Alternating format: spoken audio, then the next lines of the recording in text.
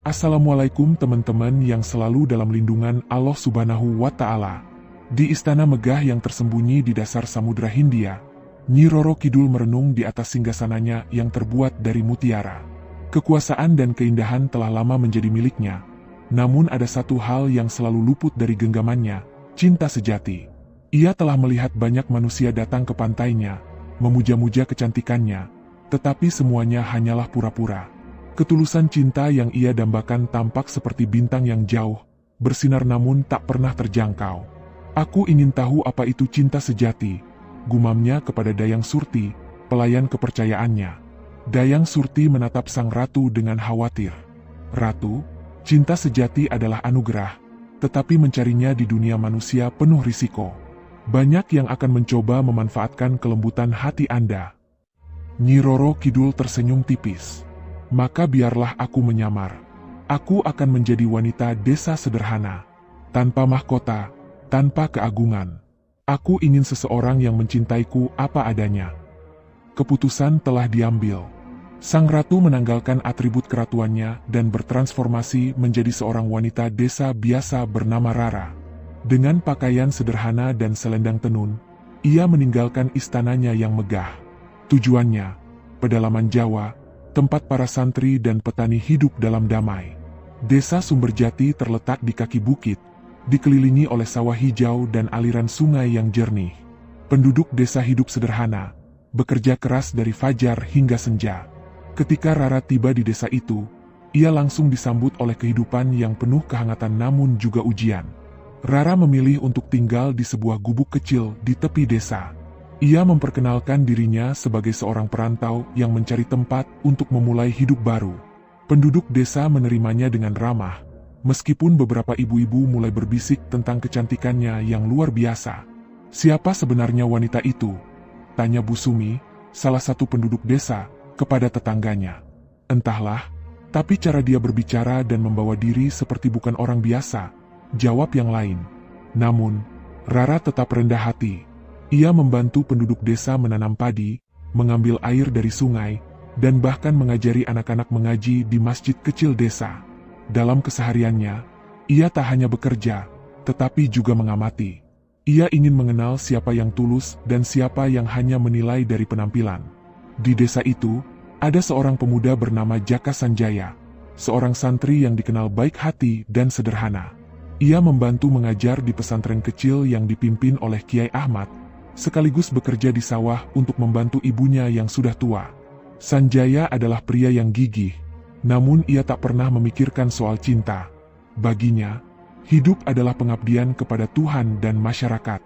Suatu sore, ketika Rara sedang mencuci pakaian di sungai, Jaka Sanjaya lewat dengan membawa seikat kayu bakar. Pandangan mereka bertemu, dan Jaka memberikan senyum sopan. Rara merasakan sesuatu yang aneh.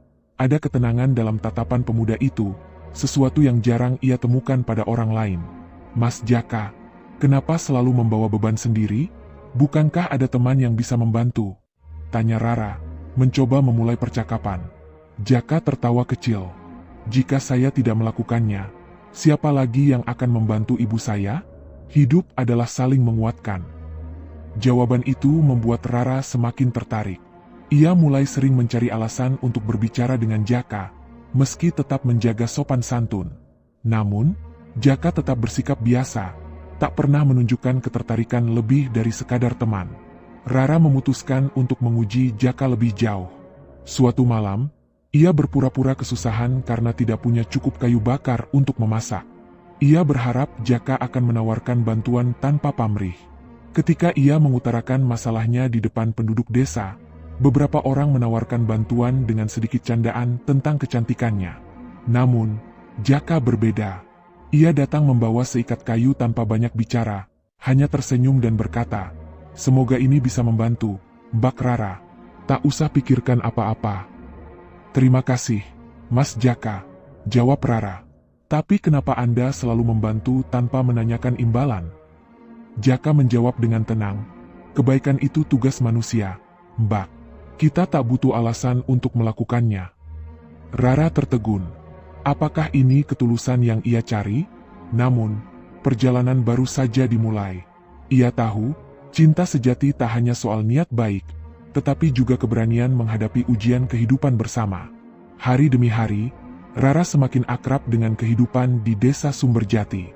Pagi-pagi sekali, ia pergi ke sawah bersama penduduk lain, membantu menanam padi atau memanen hasil bumi. Malam harinya, ia berkumpul di masjid, mendengarkan ceramah Kiai Ahmad. Ia bahkan mulai belajar mengaji untuk lebih mendalami kehidupan santri, meskipun di hatinya, ia sudah mengetahui lebih banyak daripada apa yang diajarkan. Di antara penduduk desa, Rara perlahan dikenal sebagai sosok yang baik hati dan rajin. Namun, kecantikannya yang luar biasa terus menjadi bahan pembicaraan. Beberapa pemuda desa mulai mendekatinya dengan berbagai alasan. Mereka menawarkan bantuan, hadiah kecil, bahkan ada yang terang-terangan melamarnya. Tapi, Rara menolak semuanya dengan halus. "Terima kasih atas perhatian kalian," katanya kepada salah satu pemuda desa. "Tapi saat ini, saya hanya ingin fokus membantu di desa ini. Belum waktunya saya memikirkan hal lain." Jawaban itu mengecewakan banyak orang, tetapi Rara tetap teguh. Ia masih menanti seseorang yang mampu membuktikan ketulusannya. Seseorang seperti Jaka Sanjaya, yang sejauh ini hanya menganggapnya sebagai teman biasa. Suatu hari, bencana datang menghampiri desa Sumberjati. Hujan deras mengguyur tanpa henti selama 3 hari berturut-turut, menyebabkan sungai meluap dan menggenangi sawah. Sebagian besar rumah penduduk terendam banjir. Banyak keluarga kehilangan tempat tinggal sementara, termasuk seorang janda tua bernama Maksum yang tinggal di ujung desa. Rara segera turun tangan. Ia membantu mengungsikan Maksum dan membawa barang-barangnya ke balai desa, tempat para warga berkumpul. Namun, tenaga Rara terbatas, dan ia mulai merasa kewalahan. Saat itulah Jaka Sanjaya muncul dengan membawa beberapa karung beras dari lumbung pesantren. "Ini untuk makanan darurat. Kiai Ahmad meminta saya membagikannya kepada warga yang membutuhkan," katanya. Rara memperhatikan bagaimana Jaka bekerja tanpa lelah. Ia membantu mendirikan tenda darurat, memasak makanan untuk para pengungsi, bahkan menghibur anak-anak kecil yang ketakutan. Tidak ada keluhan atau rasa sombong dalam tindakannya. Semua yang ia lakukan semata-mata untuk kebaikan bersama. Ketika malam tiba, Rara mendekati Jaka yang sedang duduk di bawah pohon, menatap bintang-bintang. "Mas Jaka, kenapa kamu selalu memikirkan orang lain sebelum dirimu sendiri?" tanyanya. Jaka menoleh dan tersenyum. "Karena kebahagiaan orang lain adalah kebahagiaan saya juga. Jika kita hidup hanya untuk diri sendiri, dunia ini tidak akan pernah menjadi tempat yang lebih baik." Kata-kata itu mengguncang hati Rara. Ia mulai yakin bahwa Jaka adalah seseorang yang berbeda dari manusia lain yang pernah ia temui. Namun, ujian berikutnya belum selesai. Di balik musibah banjir, datanglah seorang pedagang kaya dari kota bernama Ki Waskita. Ia membawa bahan makanan dan selimut untuk membantu para korban banjir. Tetapi semua itu bukan tanpa maksud. Ki Waskita adalah seorang duda yang terkenal licik dan sombong. Ia terpesona oleh kecantikan Rara dan berusaha menarik perhatiannya. "Rara, kalau kamu mau, aku bisa memberimu kehidupan yang lebih baik," katanya suatu hari, sambil menunjukkan cincin emas di jarinya. "Kamu tak perlu hidup susah di desa ini. Ikutlah denganku ke kota. Aku akan memberikan semua yang kamu inginkan." Rara tersenyum sopan, tetapi hatinya menolak. "Terima kasih, Ki Waskita, tapi saya bahagia di sini. Hati saya sudah terikat pada desa ini." Ki Waskita tidak menyerah. Ia mencoba menyogok Jaka Sanjaya agar membujuk Rara pergi bersamanya. "Anak muda, aku tahu kau pria baik. Aku akan memberikanmu sejumlah uang, asalkan kau membantuku mendapatkan gadis itu," katanya dengan nada merendahkan. Jaka menatap Ki Waskita dengan tajam. "Maaf, Ki. Kehormatan seorang perempuan tidak bisa dibeli dengan uang. Saya tidak akan membantu Anda." Penolakan itu membuat Ki Waskita marah. Ia menyebarkan fitnah bahwa Jaka mencoba memanfaatkan kebaikan Rara untuk keuntungan pribadi. Beberapa warga mulai percaya, tetapi Rara tetap berdiri di pihak Jaka. "Jaka adalah orang paling tulus yang saya kenal," tegas Rara kepada penduduk desa. "Dia tidak mungkin melakukan hal seperti itu." Dukungan Rara membuat Jaka semakin dihormati, tetapi juga meningkatkan rasa kagumnya terhadap wanita itu. Ia mulai menyadari bahwa Rara bukanlah wanita biasa. Ada sesuatu yang agung dalam dirinya, sesuatu yang tak bisa dijelaskan dengan kata-kata. Malam itu, ketika hujan reda dan desa mulai tenang, Rara memutuskan untuk berbicara jujur kepada Jaka. Mereka bertemu di pinggir sungai, tempat pertama kali mereka bertatap muka. "Mas Jaka, aku ingin bertanya sesuatu," kata Rara dengan hati-hati. "Apa yang membuatmu selalu berbuat baik kepada orang lain, bahkan ketika mereka tidak menghargaimu?" Jaka terdiam sejenak, lalu menjawab, "Karena itu adalah ajaran yang saya yakini. Hidup ini bukan tentang dihargai, tetapi tentang menjadi bermanfaat. Jika saya bisa membuat orang lain bahagia, itulah kebahagiaan saya." Rara merasa terharu. Ia tahu bahwa ia telah menemukan seseorang yang layak menerima cintanya. Namun, ia masih belum yakin bagaimana mengungkapkan identitasnya sebagai Nyi Roro Kidul. "Mas Jaka," lanjut Rara, "kalau suatu saat kamu tahu bahwa aku bukan siapa yang kamu kira, apakah kamu akan tetap mempercayaiku?" Jaka memandang Rara dengan lembut. "Kepercayaan itu bukan tentang siapa kamu di masa lalu atau sekarang, tetapi tentang apa yang ada di hatimu. Selama hatimu tetap tulus, aku akan percaya." Kata-kata itu menjadi penutup malam yang penuh keheningan. Di dalam hati Rara, perasaan cinta mulai tumbuh, meskipun ia sadar bahwa jalan yang harus mereka tempuh masih panjang. Hari-hari berlalu, dan rasa cinta dalam hati Rara semakin kuat. Ia mulai merasakan apa yang selama ini ia cari, ketulusan, kasih tanpa pamrih, dan rasa hormat yang sejati. Jaka Sanjaya adalah seseorang yang luar biasa, namun ada beban besar yang harus ia pikul. Bagaimana jika Jaka mengetahui kebenaran tentang dirinya? Apakah pria itu akan tetap mencintainya, atau justru merasa dikhianati? Di malam yang sunyi, Rara duduk di tepi sungai, menatap bayangan dirinya di air yang jernih. Ia memanggil Dayang Surti secara diam-diam. "Dayang, aku mulai mencintainya," bisik Rara. "Tetapi aku takut. Jika aku mengungkapkan siapa diriku, apakah dia akan tetap mau bersamaku?" Dayang Surti mengangguk penuh pengertian. "Ratu, cinta sejati adalah ujian. Jika pria itu benar-benar mencintai Anda, ia akan menerima apapun kebenarannya. Namun, Anda harus bersiap menghadapi apapun yang akan terjadi." Kata-kata Dayang Surti memberikan keberanian kepada Rara. Ia memutuskan bahwa waktunya akan tiba untuk mengungkapkan identitasnya. Tetapi sebelum itu, ia ingin memastikan bahwa Jaka benar-benar tulus dan tidak terpengaruh oleh godaan duniawi. Sebulan setelah banjir surut, Desa Sumberjati mengadakan acara syukuran besar untuk merayakan hasil panen yang melimpah. Penduduk desa berkumpul di lapangan utama, membawa makanan dan hasil bumi sebagai bentuk rasa syukur kepada Tuhan. Rara turut serta, membantu memasak di dapur umum bersama para ibu-ibu desa. Di tengah perayaan, Kiai Ahmad memberikan ceramah singkat tentang arti kebersamaan dan syukur. Setelah itu, ia memanggil Jaka Sanjaya ke depan. "Jaka, sebagai salah satu santri terbaik, kamu telah menunjukkan keteladanan bagi kami semua," kata Kiai Ahmad. "Kami mendoakan agar kamu segera menemukan pendamping hidup yang sepadan dengan kebaikan hatimu." Ucapan Kiai Ahmad membuat Jaka tersenyum malu. Ia melirik sekilas ke arah Rara yang berdiri di antara kerumunan. Rara merasakan jantungnya berdegup lebih kencang. Mungkinkah Jaka memiliki perasaan yang sama seperti dirinya? Namun, suasana bahagia itu tak berlangsung lama. Ki Waskita, pedagang kaya yang pernah ditolak Rara, kembali muncul di acara itu. Ia membawa rombongan besar dengan berbagai hadiah mewah, termasuk kain sutra dan perhiasan emas. "Aku ingin memberikan sumbangan untuk desa ini," kata Ki Waskita dengan nada sombong. "Dan juga, aku ingin meminta Rara untuk menjadi istriku. Tidak ada yang lebih pantas untuk wanita cantik sepertinya selain kehidupan mewah di kota." Semua mata tertuju pada Rara. Para ibu-ibu mulai berbisik, sementara Jaka hanya menunduk diam.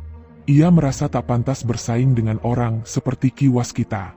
Namun, di dalam hatinya, ia tahu bahwa ia tidak ingin kehilangan Rara. Babak 11, pilihan Rara. Rara melangkah maju dengan tenang, menatap langsung ke mata Ki Waskita. "Ki Waskita, saya berterima kasih atas perhatian Anda, tetapi saya tidak bisa menerima lamaran Anda," katanya dengan suara tegas. Kerumunan terkejut.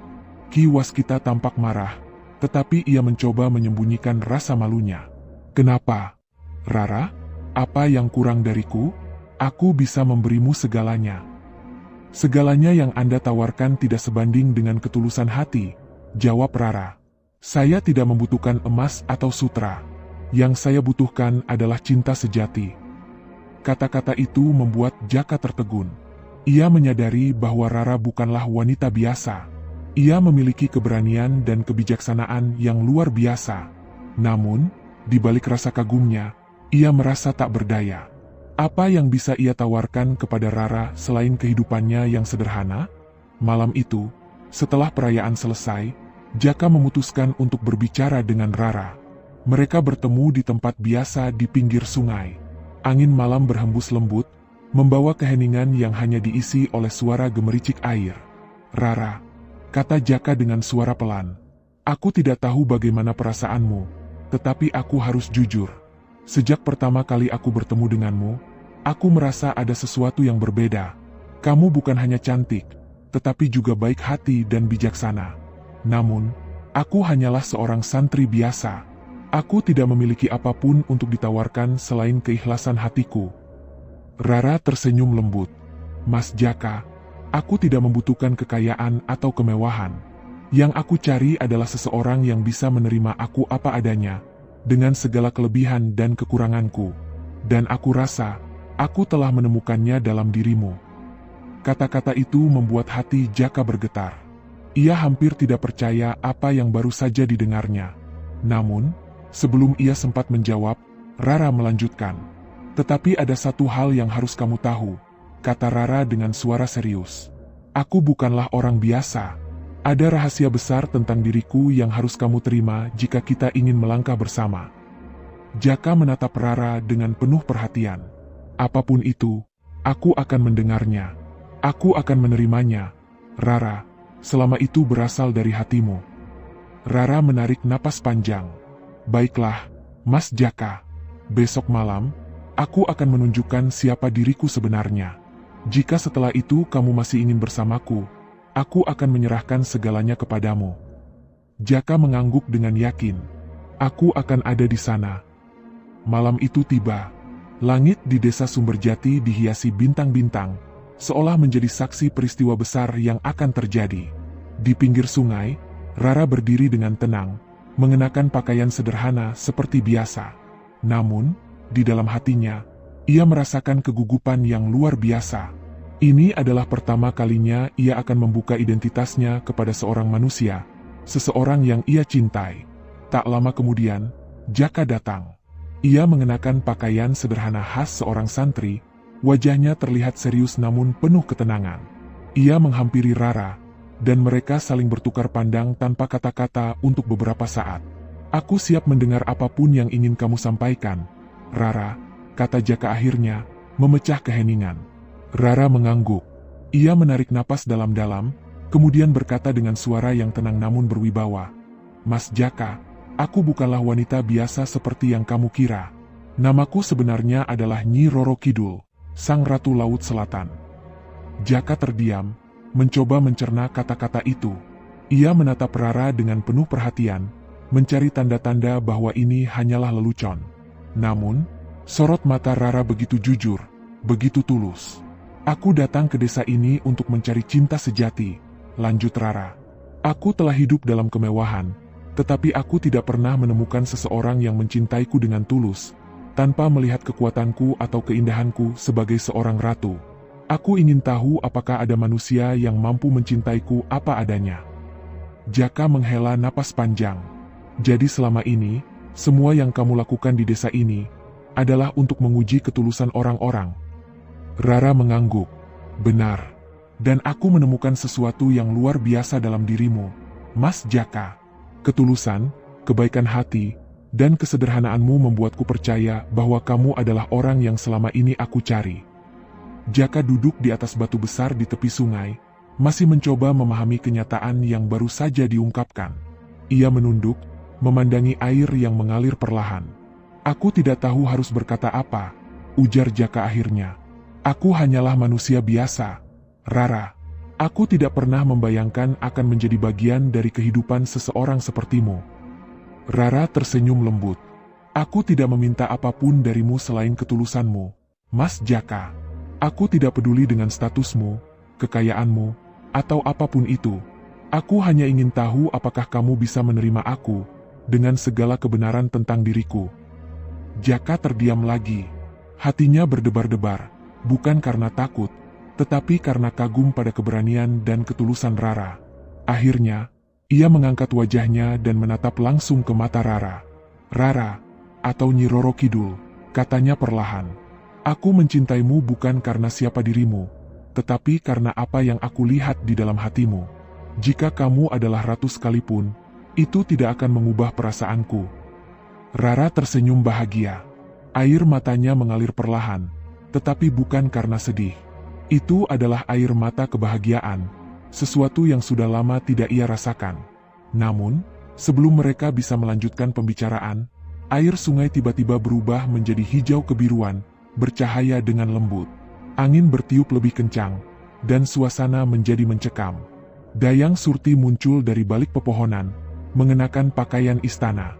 Ratu, mohon maaf, tetapi Anda tidak bisa begitu saja memilih manusia ini, kata Dayang Surti dengan nada serius.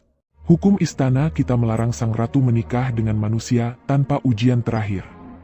Rara menatap Dayang Surti dengan ragu. Apa maksudmu, Dayang? Manusia ini harus membuktikan keberanian dan ketulusannya sekali lagi, jawab Dayang Surti. Ia harus mengikuti ujian di Laut Selatan. Jika ia lulus, maka ia layak menjadi pasangan Anda. Jaka mengangguk tanpa ragu.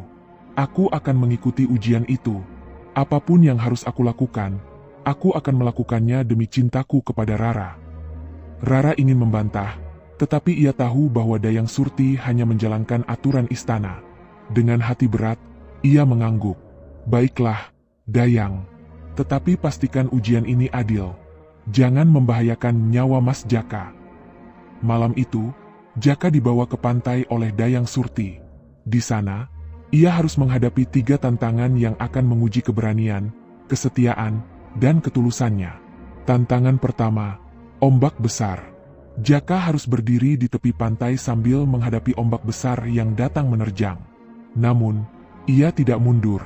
Ia berdiri dengan tenang, membaca doa-doa yang ia pelajari di pesantren. Ombak itu akhirnya surut, seolah-olah menghormati keberaniannya. Tantangan kedua, pilihan hati. Dayang Surti menghadirkan 2 bayangan Rara, satu dengan pakaian megah sebagai ratu, dan satu lagi dengan pakaian sederhana sebagai wanita desa. Jaka diminta memilih siapa yang ingin ia nikahi. Tanpa ragu, Jaka memilih Rara dalam pakaian sederhana. Karena itulah dia yang aku kenal dan aku cintai, katanya. Tantangan ketiga, pengorbanan. Sebagai ujian terakhir, Jaka diminta menyerahkan sesuatu yang paling berharga baginya. Ia mengeluarkan kitab suci yang selalu ia bawa, simbol pengabdian dan keyakinannya. Ini adalah yang paling berharga bagi hidupku, tetapi aku rela memberikannya jika itu adalah bagian dari ujian, katanya. Namun, Dayang Surti mengembalikan kitab itu kepadanya. Kamu telah membuktikan bahwa kamu rela berkorban, tetapi tidak ada yang akan merampas keyakinanmu. Kamu lulus, Jaka. Jaka kembali ke Rara dengan senyum kemenangan. Di bawah sinar bulan, mereka berdua saling menatap dengan penuh cinta. Mas Jaka, kata Rara dengan suara lembut, kamu telah membuktikan segalanya. Aku tahu sekarang bahwa kamu adalah orang yang selama ini aku cari. Jaka menggenggam tangan Rara. Dan aku tahu bahwa kamu adalah takdirku. Malam itu, di bawah langit penuh bintang, mereka mengikat janji untuk saling mencintai dan mendukung, apapun yang terjadi. Cinta sejati antara seorang manusia dan Ratu Laut pun lahir, membuktikan bahwa ketulusan adalah kekuatan terbesar yang mampu melampaui batas-batas duniawi. Bagaimana kehidupan Jaka dan Rara setelah bersatu? Akankah cinta mereka mampu bertahan menghadapi tantangan dari dunia manusia dan dunia laut? Nantikan kelanjutan kisah ini di episode 2. Terima kasih teman-teman yang sudah mendengarkan kisah ini sampai selesai.